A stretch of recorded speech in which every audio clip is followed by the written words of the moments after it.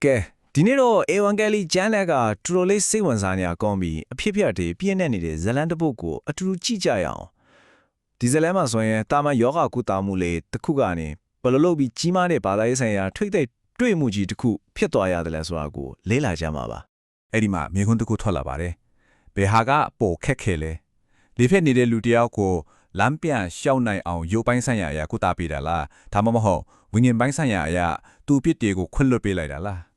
ဒီမြေခွန်းကကပေရနောင်မျိုးကလူတွေပြည့်နေအိမ်တလုံးထဲမှာပေါက်ဖွာလာခဲ့တာဖြစ်ပြီးအဲ့ဒီဖြေကအဲ့ဒီခက်ကအခွင့်အနာနဲ့ပတ်သက်တဲ့ယူဆအလုံးကိုစင်ခေါ်လိုက်တယ်လို့ပါပဲဇလန်ကဗမားဆလဲဆိုတော့ကပေတော်အောင်ဘွက်ကအိမ်တလုံးမှာပေါ့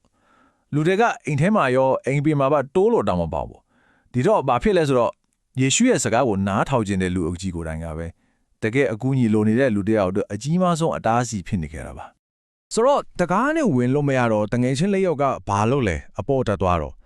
့သူတို့လုပ်ခဲ့တဲ့အလုပ်ကတောက်ယုံမဟုတ်ဘူးနော်အိမ်ခေါင်မိုးကိုဖောက်ချလိုက်တာအဲ့ဒီခေတ်ကအိမ်ခေါင်မိုးတွေရဲ့ဒီစောပုံကိုရှေးအောင်သူတေသနာပညာရာကြည့်မယ်ဆိုရင်တစ်သွားတန်းတဲ့ပေါ်မှာတစ်ကိုင်းတို့ကျူပင်တို့ခင်းပြီးအပေါ်ကနေရွှင်စင်းနဲ့ကောက်ရောနဲ့ထားတဲ့အင်္ဂလိပ်နဲ့မှန်ထားတာမျိုးပ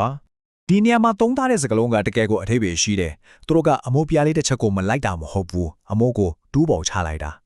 Greek လို Exorian Katares လို့သုံးထားတယ်ဆိုလိုတာကအောက်ကလူလီပေါ်ကိုရွှင်တယ်ကောက်ရောတဲ့အမုံမွားတွေကြားလာတဲ့အထီကိုတူးပြီးဖြတ်ချလိုက်တာပဲနောက်ထပ်စိတ်ဝင်စားစရာကောင်းတဲ့အချက်တစ်ခုကလူနာကိုချပေးရဲ့အရာပဲသူ့ကိုချပေးတာက Krapatos လို့ခေါ်တဲ့အရာပေါ်မှာဒါကဘာလဲဆိုတော့စင်ရဲသားတွေတုံတဲ့ဖြာပါလေအရာလိပ်ပြီးလို့မျိုးပေါ့ဒါကသူ့ရဲ့လူမှုအဆင့်အတန်းဘယ်လောက်နှိမ့်ကြလဲသူတစ်ပါးပေါ့ဘယ်လောက်မိခေါ်နေရလဲဆိုတာကိုရှင်းရှင်းလင်းလင်းပြနေတာပဲဒါပေမဲ့အားလုံးကသူ့ကိုယောဂပျောက်ကင်းအောင်ကုသပေးမယ်လို့မျှော်လင့်ထားတဲ့အချိန်မှာယေရှုကလုံးဝမထင်မှတ်ထားတဲ့စကားတစ်ခုကိုပြောချလိုက်တယ်ဒီစကားကြောင့်ပဲအချင်းနဲ့တစ်ခုလုံးကရုပ်ပိုင်းဆိုင်ရာကနေဝိညာဉ်ရေးကဘက်ကိုလုံးလုံးလျားလျားပြောင်းသွားတော့တာပဲအဲ့ဒါကဘာလို့ယောဂမကူပေးသေးပဲအပြစ်ကိုအရင်ခွင့်လွှတ်ပေးခဲ့တာလေဒါကဒီဇလန်ရဲ့အဓိကတော့ချက်ပဲကဲဘာကြောင့်ဒီလိုလို့ရတယ်လဲဆိုတဲ့အကြောင်းရင်းတွေကိုတစ်ချက်ကြည့်လိုက်ရအောင်ယေရှုကဒီလူရဲ့အကြီးမားဆုံးလိုအပ်ချက်ကိုအရင်ဆုံးကင်တွေခဲ့တယ်အဲ့ဒါလားရုပ်ပိုင်းဆိုင်ရာလေးဖြတ်နေတတ်တဲ့ပိုအရေးကြီးတဲ့ဝိညာဉ်ပိုင်းဆိုင်ရာလေးဖြတ်နေခြင်းပဲပြီးတော့အဲ့ဒီခေတ်ကလူတွေယုံကြည်နေတဲ့ဖျားနာတယ်ဆိုတာအပစ်ကြောင့်ဆိုတဲ့အယူဆကိုလည်းစင်ခေါ်လိုက်တယ်အရေးကြီးဆုံးကတော့သူ့မှာဖျားသခင်အခွင့်အရေးရှိတယ်ဆိုတာကိုလူအများရှင်းမှာပြသဖို့ဒီလိုထိတ်တိုက်တွေ့ဆုံမှုမျိုးကိုတမင်တကာဖန်တီးခဲ့တာပဲအဲ့ဒီမှာထိုင်နေတဲ့ဂျန်တဲ့ပုဂ္ဂိုလ်ကြီးအတန်ကောယေရှုရဲ့စကားကကျင်းနာစကားမဟုတ်ဘူးဒါဟာဖျားသခင်ကိုပြစ်မှားစော်ကားတာဖျားတရားမဲ့ပြုကျင်တာ blasphemy ပဲသူတို့ရဲ့ဥပဒေရဆင်တည်တံ့ပြလို့ရတဲ့ပြမှုတစ်ခုပေါ့ဘာလို့လဲဆိုတော့အပြစ်ကိုခွင့်လွတ်ပိုင်ခွင့်ကဖျားသခင်တပါးထဲမှာပဲရှိတယ်လို့သူတို့ကခံယူထားလို့ပဲအဲ့ဒီမှာယေရှုကသူတို့ရဲ့စိတ်ထဲကစောရကတက်နေတာကိုအရင်ပိုင်နိုင်တဲ့နီလန်နဲ့ခြေပတ်လိုက်တယ်သူလောက်ခဲ့တဲ့အဆင့်တွေကိုကြည့်အောင်ပထမဆုံးမျက်စိနဲ့မမြင်နိုင်တဲ့ကျင်ညာချက်တစ်ခုကိုလုပ်တယ်မင်းပစ်တီလွတ်ပြီးဆိုပြီးတော့ပေါ့ပြီးတော့သူတို့စိတ်ထဲကတိတ်တိတ်လေးစင်ခေါ်နေတာကိုသိတယ်ဘယ်ဟာကပို့လွယ်တယ်လဲလို့မေးခွန်းထုံလိုက်တယ်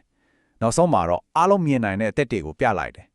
ထမင်းအိယာကိုစောင့်ပြီးတွားလို့ဆိုပြီးတော့အဲ့ဒီနောက်မှာပဲဒီ Evangeli ကျမ်းမှာပထမဆုံးအချိန်အဖြစ်ယေရှုကသူ့ကိုယ်သူရည်ညွှန်းတဲ့အခါသုံးလေးရှိတဲ့အထူးနာမည်တစ်ခုကိုထိုးသုံးလိုက်တယ်။အဲ့ဒီနာမည်ကတော်ယုံတန်းယုံအဓိပ္ပာယ်မဟုတ်ဘူး။ဖျားသခင်နဲ့ဆိုင်တဲ့နည်းနည်းတဲ့အဓိပ္ပာယ်တွေအများကြီးပါလေလေ။အဲ့ဒီနာမည်ကလူသားပေါ့။ဒီနာမည်ကရိုးရိုးလူသားတယောက်လိုအဓိပ္ပာယ်ရနိုင်တယ်လို့ဓမ္မဟောင်းကျမ်းကလာတဲ့မေရှိယာနဲ့ဆိုင်တဲ့အလွန်လေးနက်တဲ့အဓိပ္ပာယ်လည်းရှိနေတယ်။ဆိုတော့ဒီနာမည်ကိုတမင်ကတုံလိုက်တာကအဲ့ဒီခေတ်ကလူတွေမျောလင့်နေတဲ့နိုင်ငံရေးကတော်လည်းမဲ့မေရှိယာပုံစံငယ်တွေခွဲထွက်ပြီးသူ့ရဲ့တကယ့်အနှစ်သာရကိုသူကိုယ်တိုင်အဓိပ္ပာယ်ဖွင့်ဆိုခွင့်ရဖို့ပဲအဲ့ဒီခေတ်ကဂျူးဘာသာရေးခေါင်းဆောင်တွေ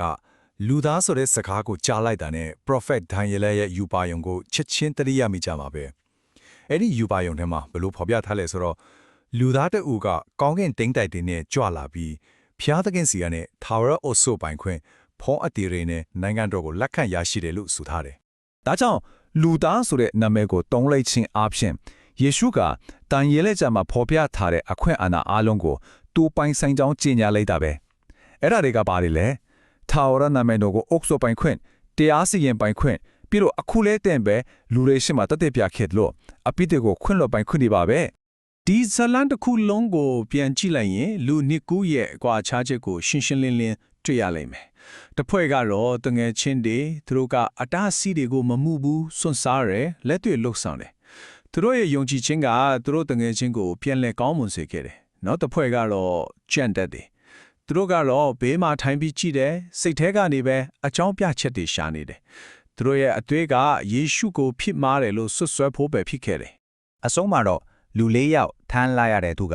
အခုတော့သူ့အိယာဖျားကိုသူ့ကိုယ်တိုင်ထမ်းပြီးရှောက်သွားနိုင်ပြီးအံဖွယ်မှုကပြီးပြည့်စုံသွားပြီပေါ့မျက်စိနဲ့မြင်ရတဲ့ကုသခြင်းကမျက်စိနဲ့မမြင်နိုင်တဲ့အဖြစ်ခွင့်လွှတ်ခြင်းကိုတရားဝင်အတည်ပြုပေးလိုက်တယ်ဒါဟာယေရှုရဲ့အခွင့်အာဏာကိုဘယ်သူမှငင်းလို့မရတဲ့တတ်ကြည်ပဲအဲ့ဒါကိုမြင်တဲ့လူအုပ်ကြီးရဲ့တုံ့ပြန်မှုကဒီလိုမျိုးတစ်ခါမှမမြင်ဘူးတဲ့သူတို့ရဲ့အံ့ဩတုန်လှုပ်မှုကဒီဖြစ်ဖြစ်ဟာတကယ်ဖြစ်ခဲ့ကြောင်းအတည်ပြုနေသလိုပဲသူတို့ဟာတာမန်ယောဂပျောက်ကဲမှုတစ်ခုတည်းအများကြီးပိုကြီးကျယ်တဲ့အရာကိုမြင်တွေ့လိုက်ရတဲ့ဆိုတာကိုသူတို့ကိုယ်တိုင်နားလည်သွားကြတယ် အဆုံးသက်အနေနဲ့ပြောရင်ဒီဇလန်ကမျက်စိနဲ့မြင်ရတဲ့ယုံကြည်ခြင်းရဲ့လောက်ရတစ်ခုကမျက်စိနဲ့မမြင်နိုင်တဲ့ဝိညာဉ်ရေးရအမင်တရားကြီးတစ်ခုကိုဘလို့တက်တည်ပြခဲ့တဲ့ဆိုတာကိုပြသတာပဲဒါကကျွန်တော်တို့ကိုပြန်ပြီးစဉ်းစားစရာကိုပေးသွားတယ်ဒီနေ့ခေတ်မှာကျွန်တော်တို့ရဲ့လောက်ရတွေကကျွန်တော်တို့ယုံကြည်ပါတယ်ဆိုရဲ့အမင်တရားတွေကို